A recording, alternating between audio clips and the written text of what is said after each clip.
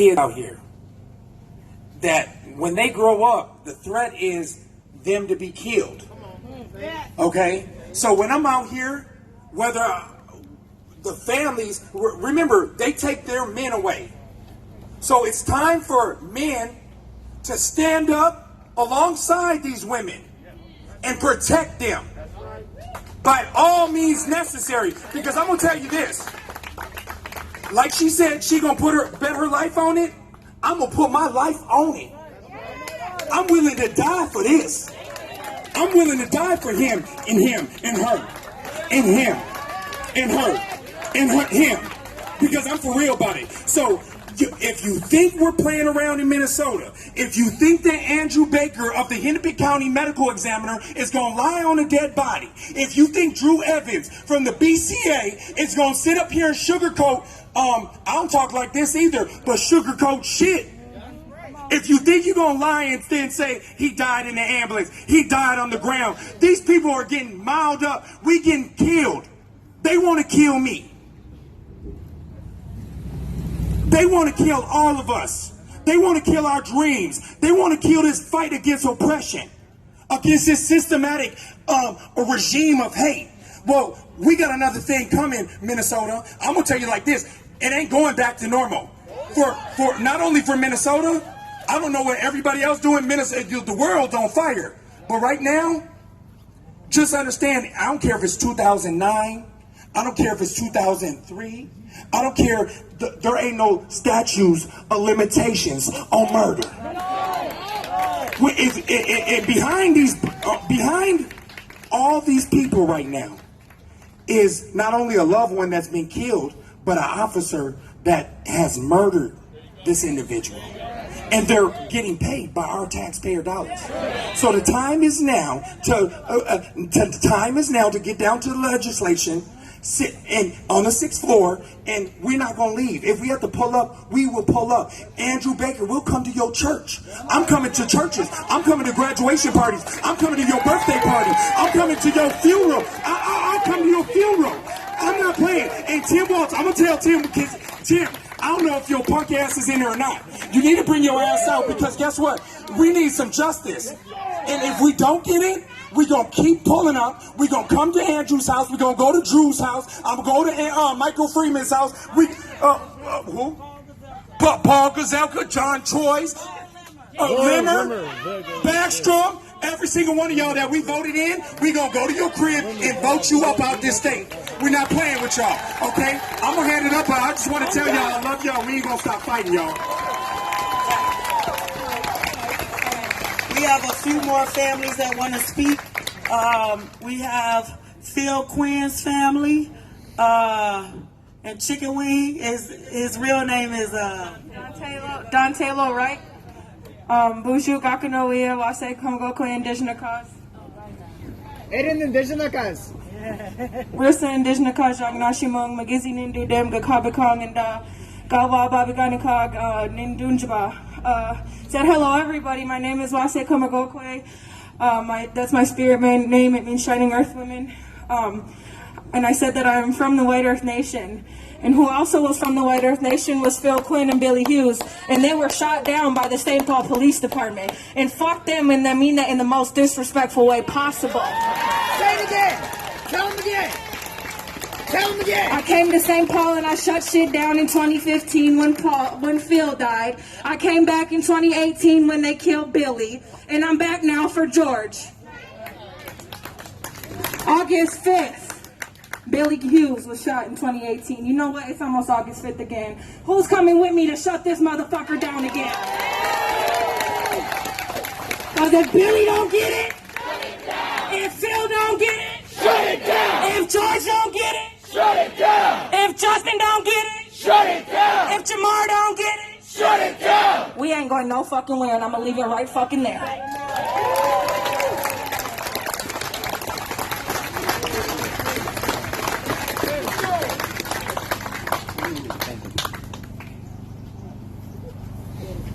Hi everyone, my name is Gabriel Black Elk. I'm here on behalf of Native Lives Matter and on behalf of my brother Paul Castaway.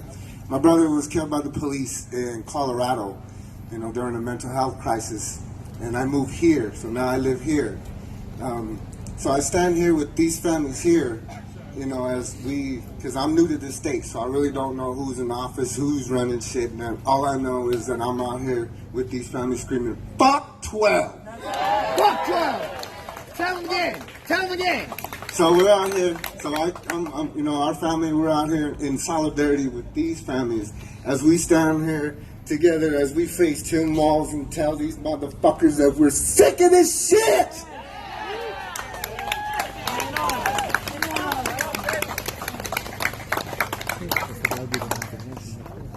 Hi, I'm Amity Dimmick, Kobe Heisler's mother. Kobe is a 21-year-old boy. He was on the autism spectrum, person of color, identified as gay. He was having a mental health issue that day also, like many of the families up here. In fact, the situation resolved itself so quickly that they actually called the police back and said, "We don't need you." Apparently, they don't care. They came in, and I really can't discuss much of it because it's an open investigation, but I can say that I did, thanks to George Floyd's murder, finally see the videotapes on Sunday, and all I can say is I guarantee you that my son did not deserve what happened to him. They should have just left him alone. They should have just left him alone. He'd be alive.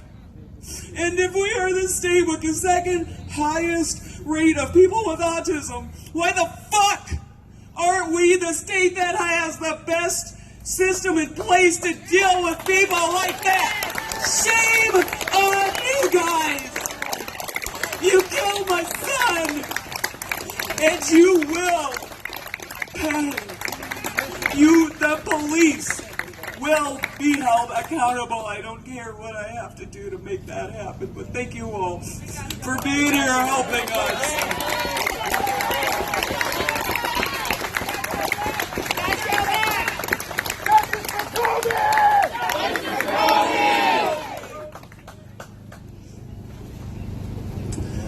Hi, I'm Paul Johnson. I'm here to represent Justice for Travis Jordan.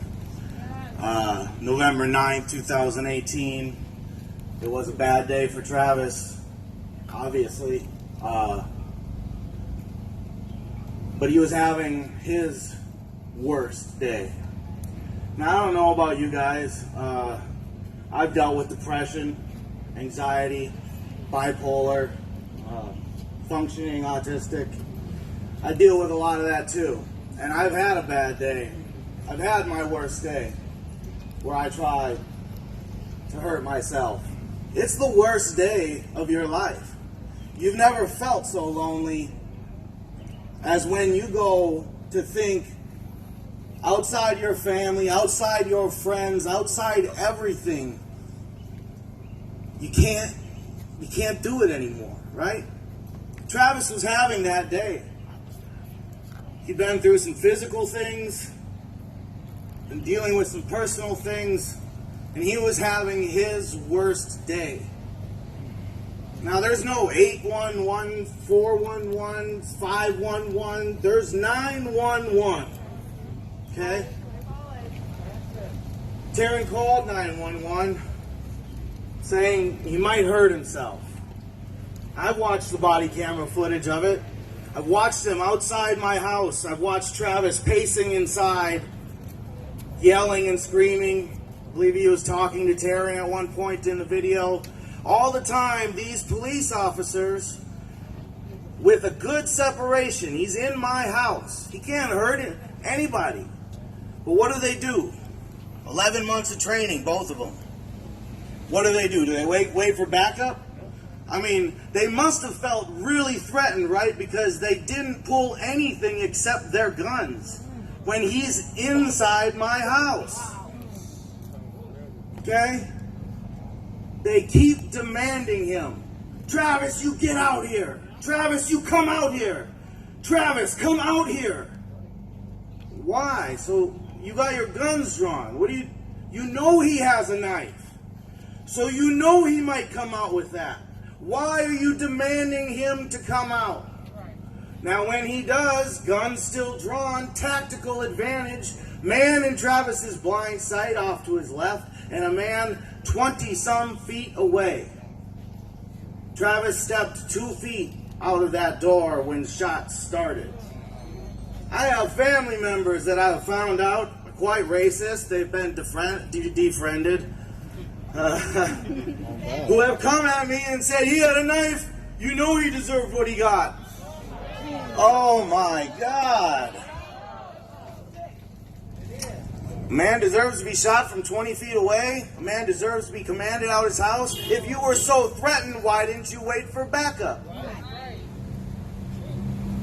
Why does this man on his blind side not have a taser? Could have dropped Travis right on the front step. I wear Travis's hat because this is the part of him I can bring to this rally, knowing that he would be right fucking here. But he wasn't given that chance. He wasn't given that chance. Now we're looking at a lot of people who want, like, you know, police reform, and we can't get rid of them. You're right. There has to be something. But it's certainly not something that's police officer, meaning overseer, because they came from Jim Crow laws, rounding up black folks who were vagrant because they didn't have a job. Gee, they didn't have a job because they just got kicked out the plantation. I'm sorry. And then put into what? State authorized slavery. Peonage. Hey.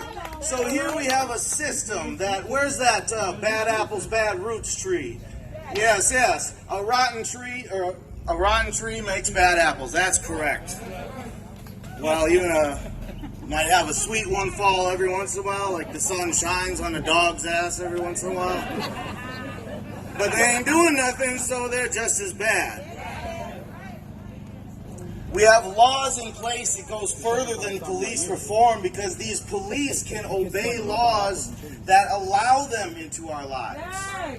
Okay? Do you know they can pull you over, and as long as they can audibly say something, like your headlight was out, okay? As long as they can speak, that is good enough. Okay?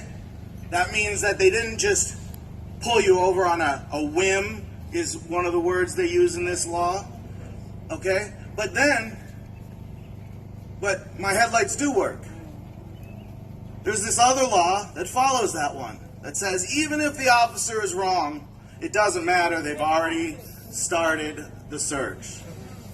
We got to change the laws. We got to go from Tim Walz, the roots of this government, look at it all, make sure that he even knows the laws, and get change.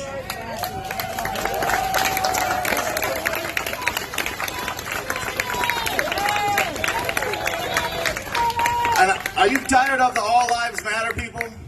I got a chant I've been thinking about. So, if all lives matter, then no lives matter till Black Lives Matter. So, if all lives matter, then no lives matter till Black Lives Matter. You can switch that up with Brown and, you know, everybody else.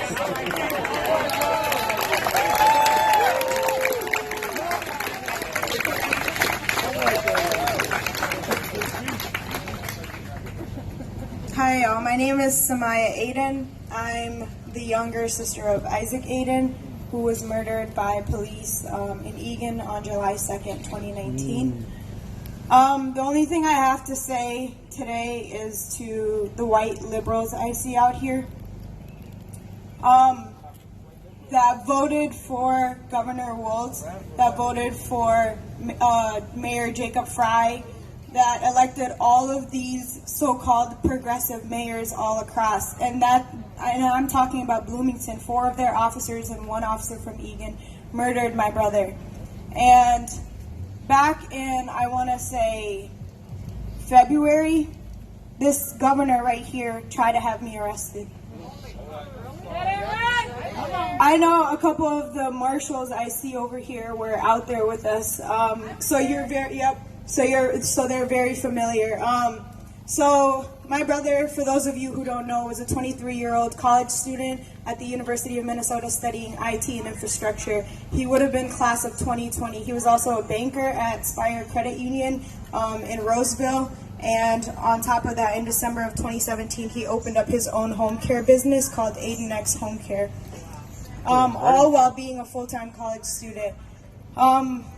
Back in February, Governor Walz wanted to come onto my brother's campus at the U and pretty much have a congratulations party for himself for his 1 year in office.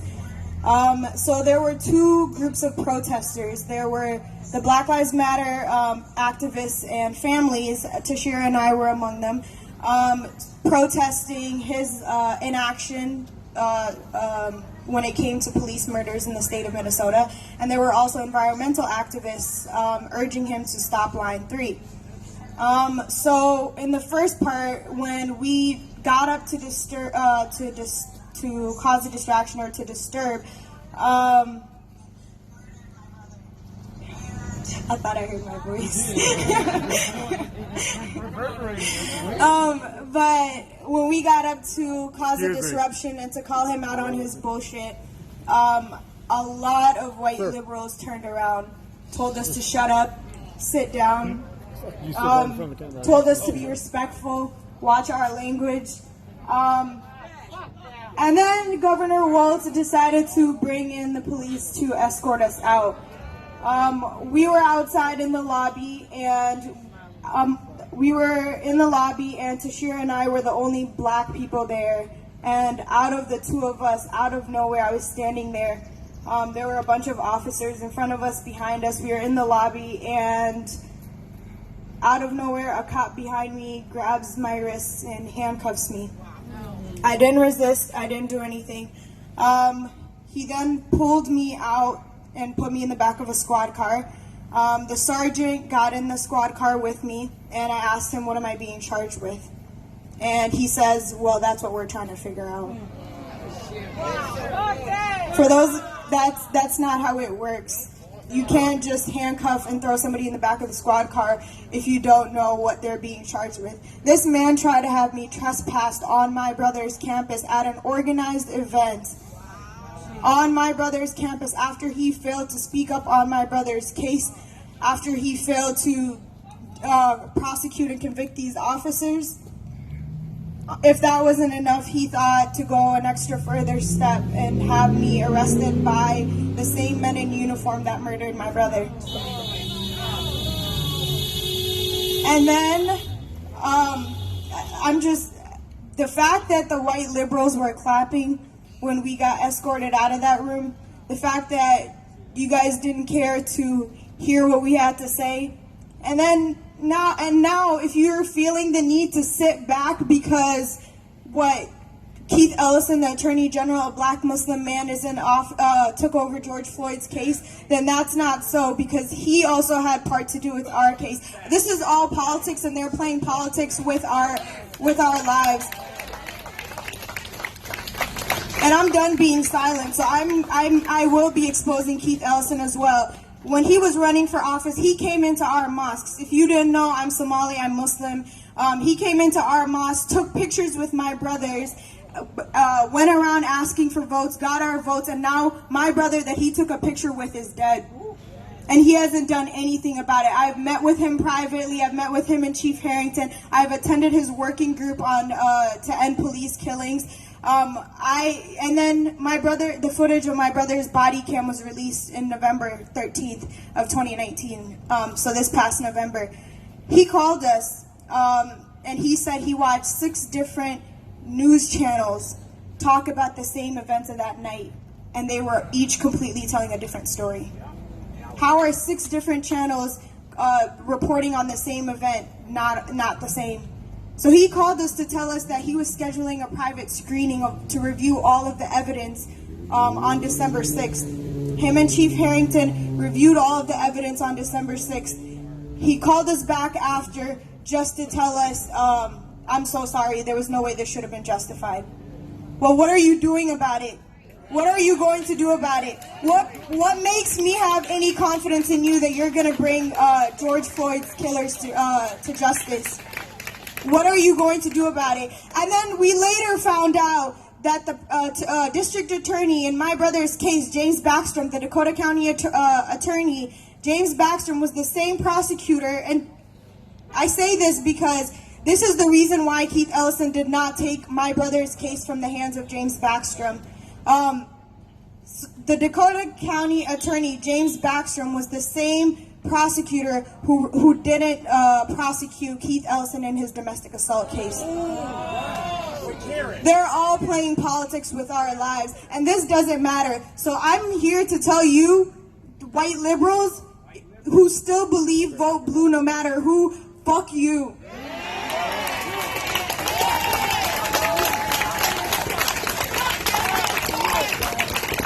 Fuck you for thinking you know better than what we need. What makes you any better than them? We're still getting murdered regardless of if they're a Democrat or a Republican. So I'm here to tell you to listen to us. And I'm here telling you to not sit back and trust the process because it's failed us over and over again. Nothing has changed. It's all politics. Maybe Keith Ellison will do something about George Floyd's case because it's gone so viral. Maybe he won't. But at the end of the day, we need you to continue to come out because I know from firsthand experience, and I'm tired of keeping quiet about this. This man called us and told us that there is no way this should have been justified. No way. That he watched 6 different news channels talk about the same events of that night, and they were all different. I didn't even watch the news reports after my brother's body cam footage or the dash cam footage was released. I didn't even care for it because I knew what was in that meeting. I knew what I saw, and I know what I heard, and I know what happened that night.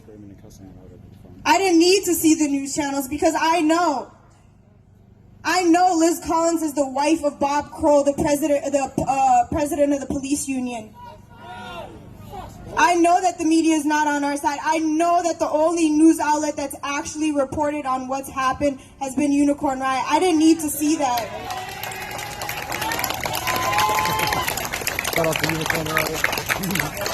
But for him to call as the Attorney General and say that there is no way this should have been justified, knowing that in the state of Minnesota,